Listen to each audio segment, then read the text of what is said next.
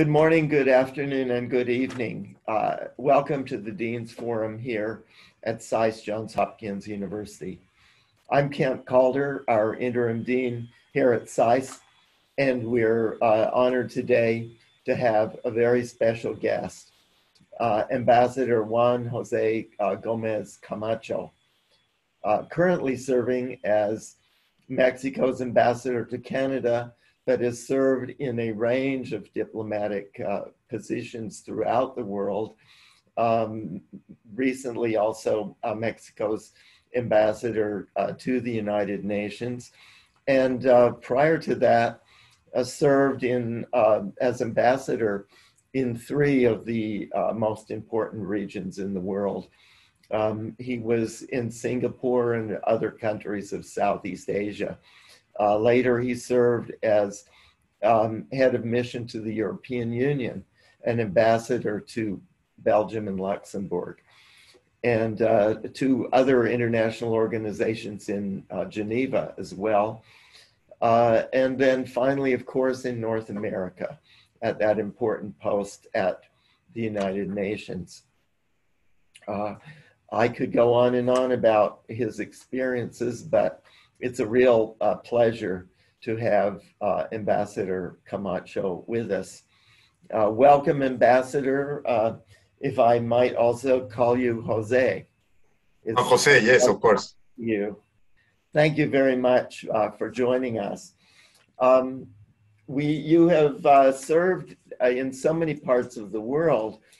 Maybe to start out with, I wondered, because we have many of our students and other participants who also know the various regions, and I wondered how you would contrast your diplomatic experience in those 3 regions: East Asia, Europe, and North America. Thank you, Kent, and thank you to you all. And again, I said it already privately before starting, but let me say it publicly. I'm very, very grateful for the invitation. I really appreciate it. And as I was also telling you, it's such a nice feeling, this one of the university environment, which is very different to where I normally live. So really, thanks for that opportunity. Thank you. Listen, it's an interesting question, and in fact, you're making me think. I would say I would answer in 2 ways. One is of enormous differences and challenges. The 3 regions are different. Needless to explain why they are different: culturally, politically, socially, economically. And in that sense, they all pose different challenges and fascinating opportunities. But on the other hand, they are very similar. And they are very similar, we all are very similar, because the world we live in is increasingly the same, in the sense that we are interdependent, challenges have been globalized or are globalized now. The solutions to those challenges are equally global, mostly. The opportunities are also global. So it's like being different, thinking different in many ways, having different backgrounds and cultures, but all around sitting around the same table. I don't know if that makes sense. So answering your question, that's how I see it. The challenges as a diplomat, of course, are very different, using the same examples. Sure. You have to have the capacity, the sensibility, the open-mindedness to understand where you are, to connect, to respect, but truly to understand. But on the other hand, again, the issues and the challenges are very often so common to all of us. Well, let me perhaps ask that important question of sort of the contrasts across your career in another way, maybe even longitudinally. You have such a distinguished career over 30 years or so of service. and you've served in several embassies across the world. Do you see the role of embassies changing? Or is it because of social communication and the internet and so on, are embassies becoming irrelevant now? How do you think the role of embassies is changing? It's very interesting. That now is very often very common to hear that embassies are doomed to die, or are dead, or will eventually die or become irrelevant. And let's say one of the clear, strong arguments to say that is communications.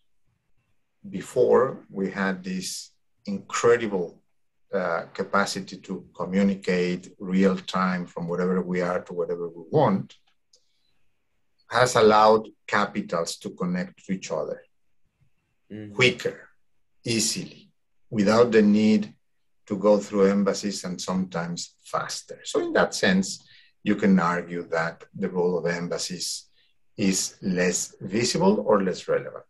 Now, that said, embassies play a different role other than just communicating on behalf of.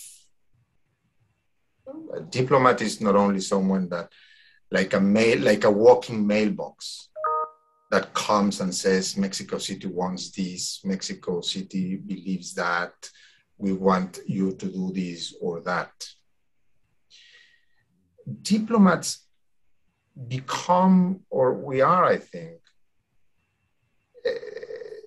a sort of breathing entity for our countries, connecting to people, showing who we are, transmitting our values. Don't forget that diplomacy, fortunately, is not anymore, let me put it this way, the bureaucratic connection between governments, even if super political, complex and all that, fair enough.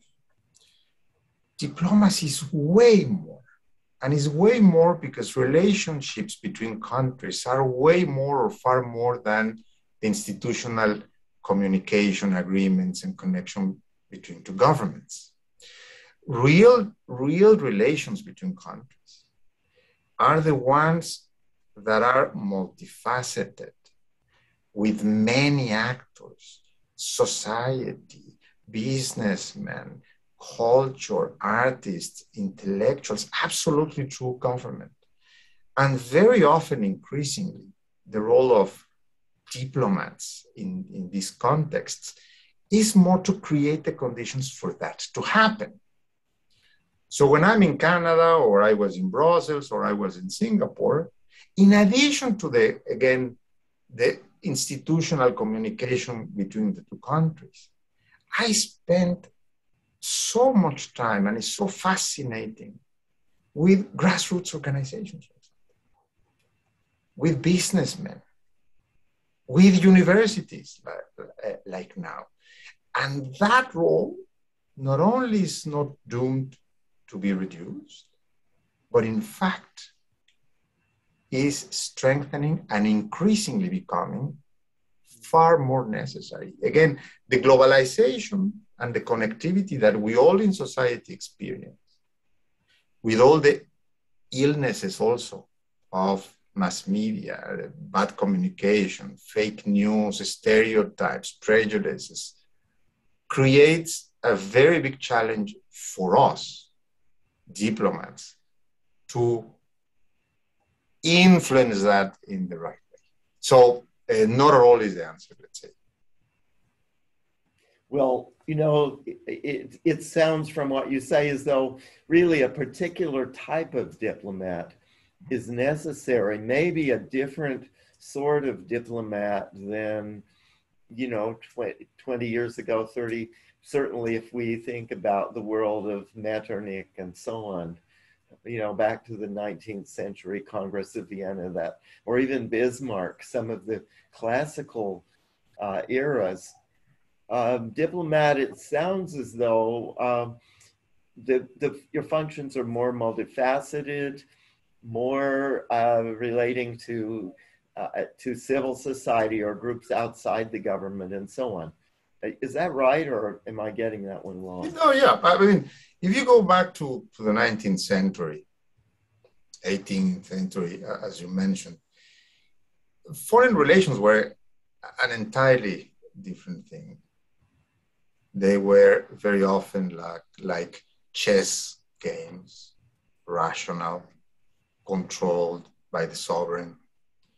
It was about gaining power or advantages or balancing the power. But that was it at a time where it was needed that. But I think, especially since since the two world wars, international relations became far more elusive, far more irrational, and far more dependent on forces that sometimes we can't control. History, as you all know better than me, is not linear. It's abrupt. Things change. So that's the first answer to that. But then, and yes, the diplomats still on the politics side, at that time, there were less communications. So his or her role was very much as you would have expected me to answer in the first part, which is still relevant, still very, very valid. And we, of course, still do it. But then it comes my point that as we have evolved, international relations remain incredibly complex, and in many ways even more complex because of the enormous interconnection and interdependence that we didn't have before. Societies are connected. Businesses have become global. Trade has become global. And not only they have become global, but they have become the blood that is moving the world. So diplomats now have to adapt, have to change, have to be able to be multifaceted, to speak to different audiences, to educate, to persuade, to convince, to inspire in the place you are serving. Mm-hmm. Because the interest, if we go to a more classic thing of national interests, well, me as a Mexican diplomat, the national interest of Mexico include how is Mexico seen abroad, who's coming to do business in Mexico, who's investing money in Mexico, who are we trading with, how we can expand that, who or what sort of creativity we need in the country. And let me tell you something else that normally, to me, is very obvious, but in the debate of more classic diplomacy, is not really there. At least I've not seen it. We have another mandate as diplomats. And to me, is the core of a real responsibility, which is making sure that from wherever we are representing our countries, in my case, Mexico, we are truly contributing to address the most pressing challenges in Mexico. It's not peace and war. It's not only about security, as it was in the past, even if security, of course, it remains very much there. It's also about wealth creation. It's also about reducing inequality. It's also about reducing poverty. It's also about creating better jobs, better paid. It's also about fostering education. Because if we have an aspiration as a country, and this applies to every country, to be bigger, to be wealthier, to have wealthier societies, fairer societies, more equal societies, we need to engage with the world in this globalized context. And that's where the role of a diplomat becomes very, very important. Well, you've put it very, very eloquently, and you've given us a number of areas where you think diplomacy needs to contribute beyond peace and war and peace. The classical, you mentioned wealth creation, poverty, education, just a few, and obviously trade and the economic agenda.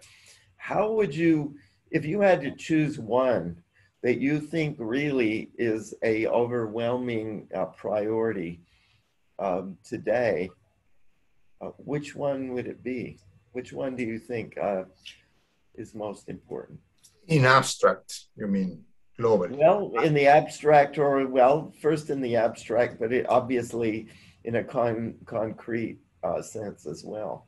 That's kind of a difficult question. No, let me go back to, I think in the abstract, I mean, when I said in the abstract, not referring to me, Mexico, our own, but more, it's more general. More generally, that's right.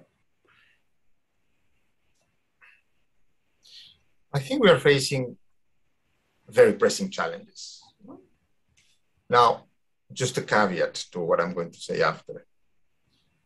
We all love to believe, especially diplomats, that we are living in the most challenging, complex era of history. And it happens to be us in charge. The most dangerous, the more challenging, the most complex, and so on and so forth. I tend to take that with a pinch of salt.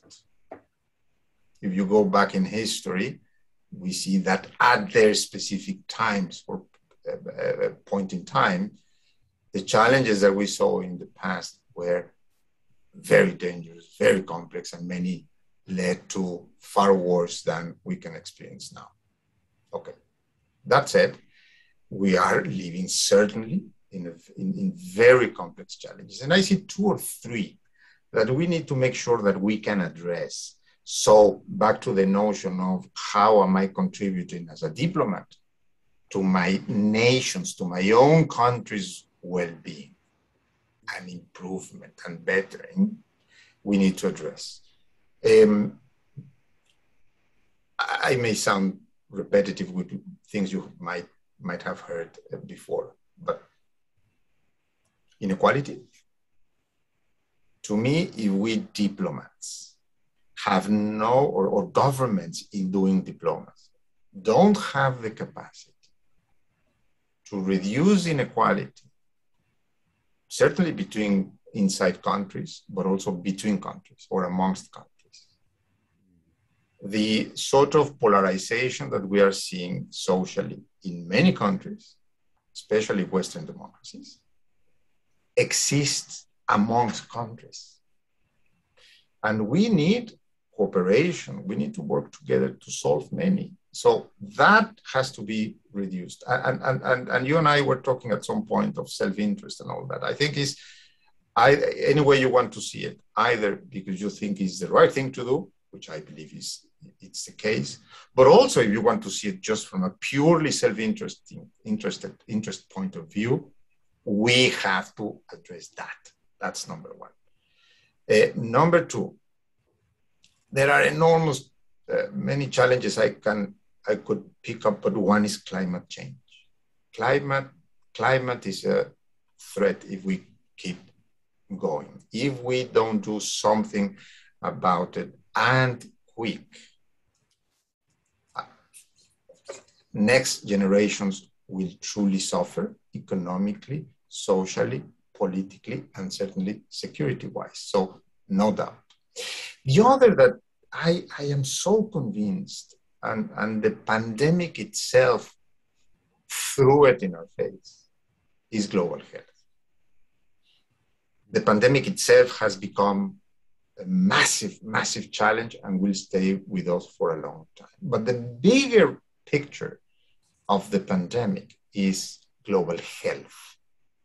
And if we see global health trends over the last few years, one trend is the pandemic and other pandemics that have come and may keep coming.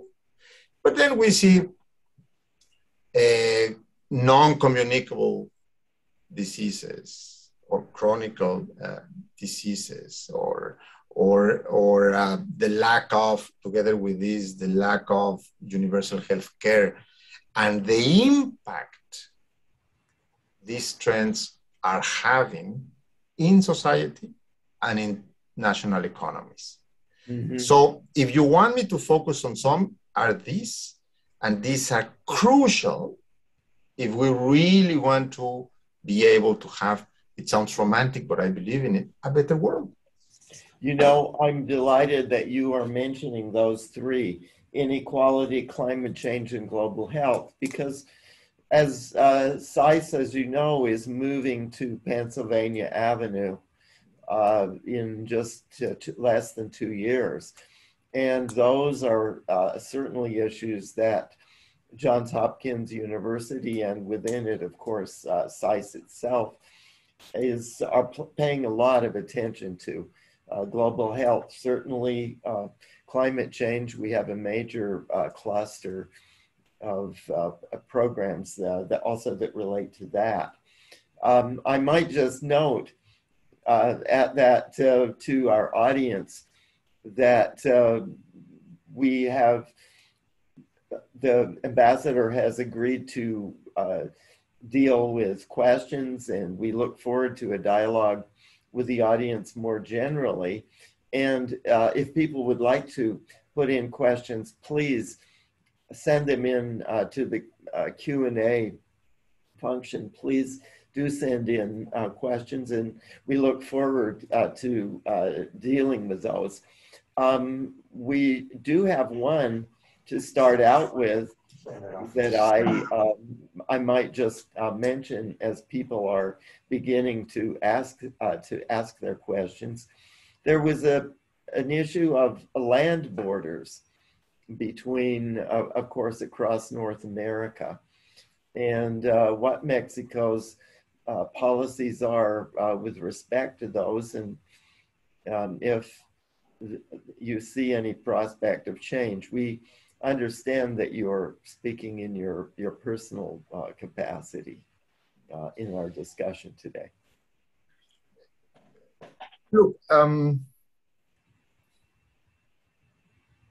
don't know if the question is whether policy or approach to land borders will change. Not because I want to say there was a sort of a status quo and is going to change, but because of the opposite. Land borders, especially US-Mexico, and you can argue this for many others, are so complex, and I will explain why, that policy approaches have to evolve constantly, both to address the immediate challenges and to make sure that we can really make them as efficient, if you like, as possible in the longer term. The Mexico-US border is an incredibly complex border. It's a border of 3,000, a bit more, kilometers long, about a bit more than 2,000 miles. Is very long. And for sure is the busiest border in the world. It's a border that has, I'm talking about normal times, then we go to the complexities. In normal times, is a border with over 1 million, 1.2, 1.3 million border crossings per day, both ways. And this is not undocumented, it's just regular border crossing, both ways. Because also the border, if you visit the US-Mexico border on both sides, you will see how connected they are to each other and how the lives of many people on both sides of the border occurs also on both sides of the border. People from Texas spend a lot of time in Tamaulipas or in Nuevo León, and certainly the opposite happens. Friendships are on both sides of the border, families are on both sides of the border, businesses are on both sides of the border. So it's a massive, it's an incredibly busy border. It's a border with over 50 border crossings facilities, and you go and visit some of them, and you can't believe it. You see 10, 15, 20 car lanes to getting to the US, 10, 20 lanes, car lanes to get into Mexico, trucks, cars, is just enormous. The life there is very jointly busy, if I can put it this way. And this only shows the enormous first integration between economic integration between Mexico and the US, increasing socially too, and the life of the border, as I was saying, is kind of ecosystem of its own. Now, what is challenging? Why this is also so challenging? One is migration.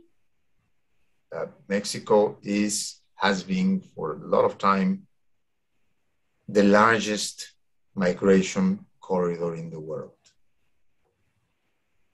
And of course, this is because we are the access to the US. So if you see the figures now, which have been more or less constant for some time already, 250,000 people are entering Mexico per month, and with intention to mostly to get into the US-Mexico border. And increasingly many of them have as primary destination Mexico itself, or as a second best option if they can't enter the US, to stay in Mexico. So what we need to do, and what our governments are doing, and this is the position of mine, of Mexico, is, well, cooperation. The answer is just not close the door, meaning in the border, and let people coming and piling up on the Mexican side. That doesn't work. That simply doesn't work. We need to work together. And we maintain, and by the way, when we were negotiating the Global Compact on Migration in the UN, this was the novelty, even if it is very obvious. And we all agreed on that, which is we need to work on the root causes. We need to help people not to have to leave. Then if they have to, all the other issues come. But this is the first thing. So we want to work with our friends in the US, in Central America, to invest money, to create living conditions there, to improve the quality of life there, reduce insecurity, create more employment there. Listen, on migration, by the way, I don't want to divert to migration, but this I need to say it, and then we can come back if you want. And I go back to the border. The first right of a person, many people argue that people have the right to emigrate. Okay, fair enough, yes. But they have a more important right, which is not to have to leave if you don't want to. You see my point? Sure. The first right that one has is not to be forced to emigrate because you don't have any livelihood where you are. So that's our point, and this is critical. You make that very eloquently, and of course there are cases, we can see that so dramatically in places like Haiti and so on now, given all the confusion that's occurring there. You know, we're getting interesting questions coming in, and please, related, if I might, related to that. In a way, it's the downside. You've stressed so eloquently the value of interdependence and you know, having the ability to have a livelihood and so on. But one question that came in is opportunities for Mexico-U.S. collaboration against organized crime, which also to some extent is related to this independence. And they mentioned particularly after the Minister Ebrard ended the Merida initiative a couple of weeks ago. Yeah. I wondered if you had any thoughts on that. Organized crime, and especially drug cartels, do not occur in a vacuum. They occur as a result of a very big phenomenon of mostly, and this was the origin of drug trafficking. And the story of this is that the biggest producers of drugs in the world, or certain drugs at least, were in South America. And I have to say, the biggest market, the biggest consumption in North America, meaning here, and Mexico in between. So we got caught in the traffic, and then as a result of that, organized crime grew in Mexico. So the answer to the question is absolutely the only way we can address organized crime and violence in Mexico is working with the US on at least 3 areas. Number one, reducing the flow of weapons from the US into Mexico. And you might have seen or heard that the Mexican government, which is a non-precedented case, sued gun producers in the US, in a US court, I think 2 or 3 months ago. And the case will start very soon, and it's going to be very interesting. I think we are suing 8 or 9 gun companies in a Chicago court. So we need to stop to reduce the flow of weapons into Mexico. This is number one. Number two, we need to stop the flow of illegal money. The revenues or the profits of the illegal selling consumption of drugs here is staggering. Thousands of billions of US dollars every year. It's really staggering. So when you have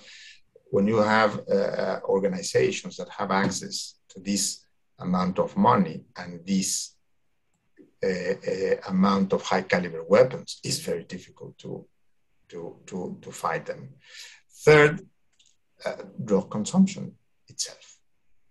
The approach has to be one that actually reduces consumption or treats consumption. This requires a big health policy.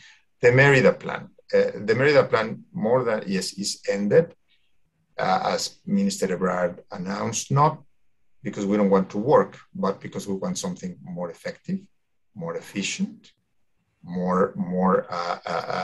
with real results in all these areas. And that's why next week they will be meeting at a very high level with Mexico and US in Mexico City. Sure. Even Secretary Blinken is going next week. I see. So a very, very current issue. There was another question. We were talking about land borders just a moment ago and the complexities there. Someone asked a question about the challenges of diplomacy for maritime borders versus land borders. Are those similar? Or, of course, these days, land borders and maritime borders, are those more or less the same problems, do you think, diplomatically? No, I think that if we think of maritime borders in North America, I see no real issue. We had for many years a fascinating issue that involved US, Mexico, and Cuba on some natural resources right at the crossing point of the 3 borders, for example. But it was solved. Now, if you go to the China Sea or to the Pacific, then you see that maritime borders have a very strategic security and certainly very complex reality that involves, again, regional and maybe global security, and diplomacy there is very, very complex. On the land borders, it really depends between which countries. There are, let me call it like this, pair of countries that share borders. We could name many where the challenges are enormous now and controversial, where both countries truly disagree on the fundamentals about those borders. In the case of North America, US, Canada, and Mexico, US, is a totally different thing. Now it's worth mentioning here that it's not because of the lack of complexities, but because first, we are friends, we are democracies, we are integrated, but second, because we have developed institutions to deal with many of them. So if you see, not many people know in the US and in Mexico, by the way, the institutions we have to share natural resources in the border is fascinating. The way we even have joint infrastructure in the border, administered and financed by both countries. We have dams that the dam is in both countries, is administered jointly by both countries, and we distribute the water between the two based on a treaty of 1947. The rivers move. The course changes very often. So the border is moving. So we have an institution that is all the time there, making sure that the border remains as it should. So in our case, again, not because of lack of complexities. Of course, it's not a security in the broader sense, but there are many complexities that we have talked, and there are many more, but institutionalization of mechanisms to deal with the border have made an enormous difference between Mexico and the US. And in the UN, by the way, they have always been very interested in the scheme that we have, which is very advanced, very complex, sophisticated, to see if some of that can be replicated in very complex borders in other parts of the world. You know, that's very interesting. I'm sure that that's an area that most of our viewers are really not conscious of those changes.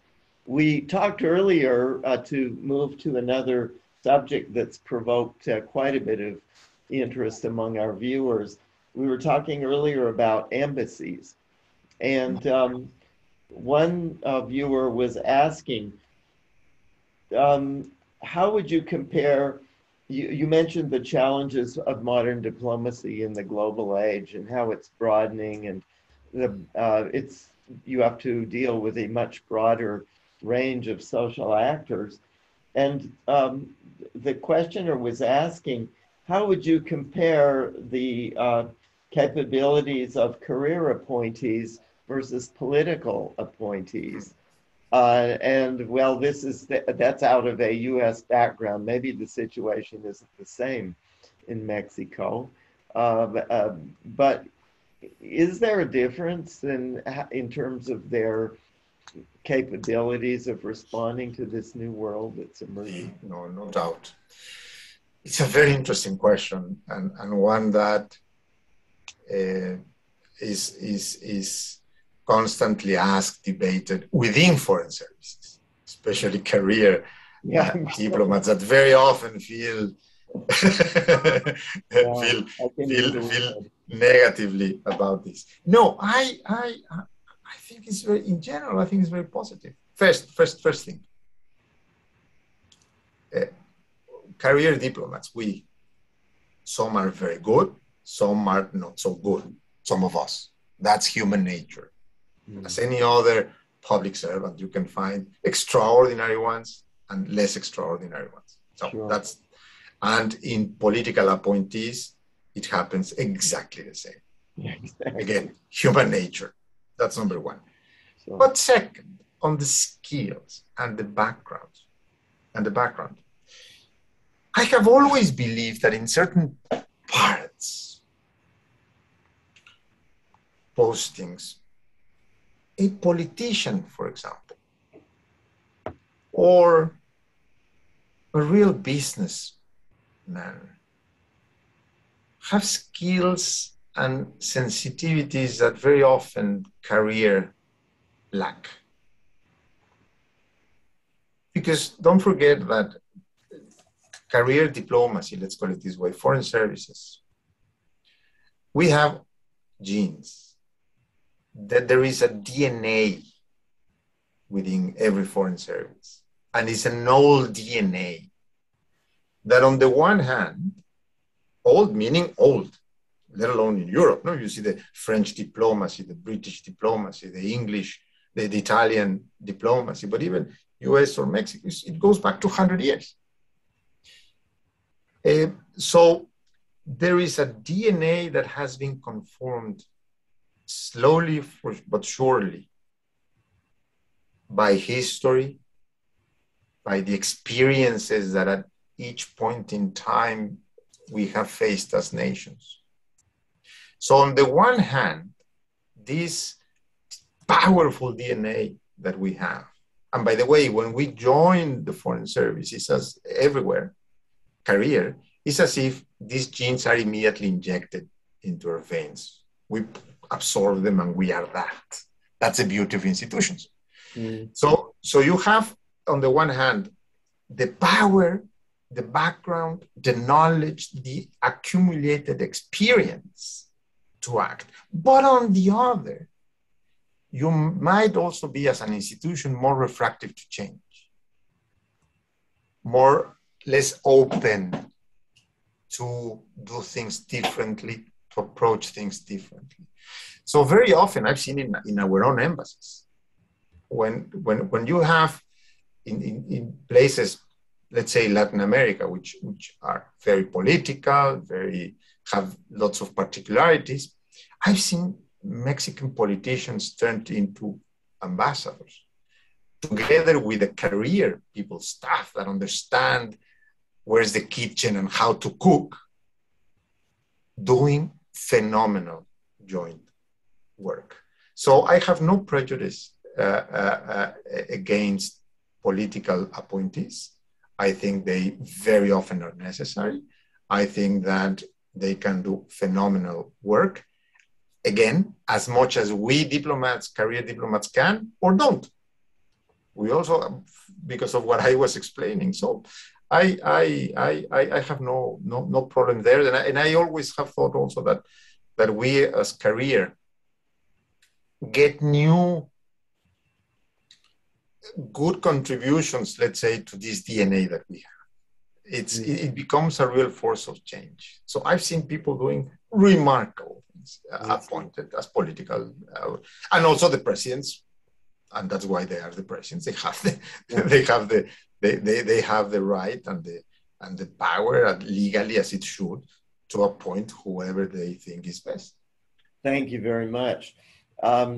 We have two contrasting questions. I want to make sure that we get both in, and so let me give them to you together, and then you answer with priority that you think you can give them.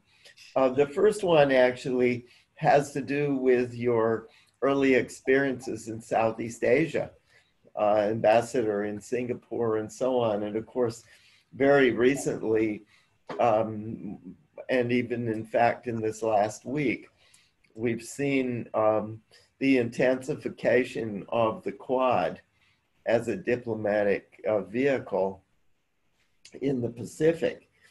And given your experience in Southeast Asia, I wonder, this questioner is wondering how you see the outlook for the Quad in global diplomacy. So that's one, very internationally oriented. The second one is from someone who has just come back from Mexico. She is Canadian, but she loves Mexico, its people and culture. And she was in Mexico on Independence Day. And she was very aware from her trip of the pride that Mexicans hold, both in their individual ethnic origins and also their national identity. And what she was really wondering about is the ways in which, it's a question about cultural diplomacy. Whether specifically in Canada, I suppose you have in your embassy a cultural attaché that highlights music, arts, crafts, food, cinema, areas like that. But then more generally, she's wondering what sort of priority your diplomacy gives to culture in the digital age. So those are very different questions, but no, but yeah, and good ones. On the Quad and the Pacific, there's no arithmetics in diplomacy. Sometimes when you see or listen or read analysis on current global affairs, one gets the impression that that we are reading physics or mathematics or programming computer instruction where things happened in a sort of arithmetic way, meaning if it is A, then it should be B. If it is not B, then it's C. And this will happen like this, and this will happen like that. So again, you read often that, but it's anything but that. As I was saying before, the reality of global affairs, as very much, by the way, as nationally, is driven by a combination of factors, including forces that I always like to call natural, but not natural in the sense of hurricanes, but forces. Let's call them just forces that are there that we have to navigate, and these forces may work from different directions that make the capacity to control those forces that can be social, political, economic, in your own country, democracies, elections, all these things, accidents, incidents, all these are forces that very often are difficult to control. And also there are interests. So back to the question, will it work? What is the role? I hope it does. It really depends the capacity to operate in this that I am carefully trying to describe. On cultural is key. Cultural diplomacy is key for many reasons. It's key because of, or for what I was saying before, diplomacy is not anymore about ministries of foreign affairs talking to each other, and very often not even governments talking to each other, but it's about connecting stakeholders. The same way we would love to see, and we are, some of us and many are pushing for the notion of global corporations or national corporations, companies to move from shareholder logic to stakeholders logic. Diplomacy and relations between countries is exactly that. We need to go from shareholders to stakeholders, and stakeholders are the people. And culture is the most powerful expression of people, of societies, of civilization. And a country like ours that prides itself of being a civilization itself, of having in our veins long history of culture, and again, I stress civilization, for us is central to use it as a powerful diplomatic vehicle on the one hand, but on the other, as an expression of our own national identity and pride. So in digital diplomacy, it's super interesting, because this is one of the areas where the digital world has given enormous power for capacity to disseminate. Just this September, which is finalizing today or tomorrow, we opened a platform in the Mexican embassy in Canada, in my embassy, of an incredible diversity of Mexican cultural expressions. The attendance, the number of clicks, the number of people that watched the events, followed, was absolutely surprising, happily so. And one last point on this. When many people think of Mexico, makes associations of the pre-Hispanic Mexico, our indigenous cultures, our archaeological sites, and that's very powerful and is very important, of course. Second, they make associations with some kinds of cultural folklore expressions, mariachi, dances, colors, perfect. Also, we are also that. But we are very focused on the power of the contemporary culture of Mexicans and contemporary cultural expressions by Mexicans. If you think of Mexico City, and I will finish with this today, is one of the hottest spots for arts and culture.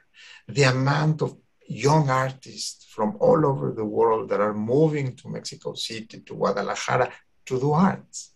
The number of galleries, the number of production in Oaxaca is just incredible. So yes, we are proud, but also it's a key instrument for our diplomacy.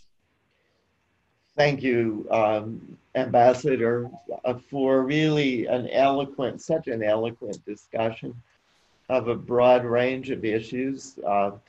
And we hope that this is just the beginning of a continuing dialogue with SAIS Johns Hopkins.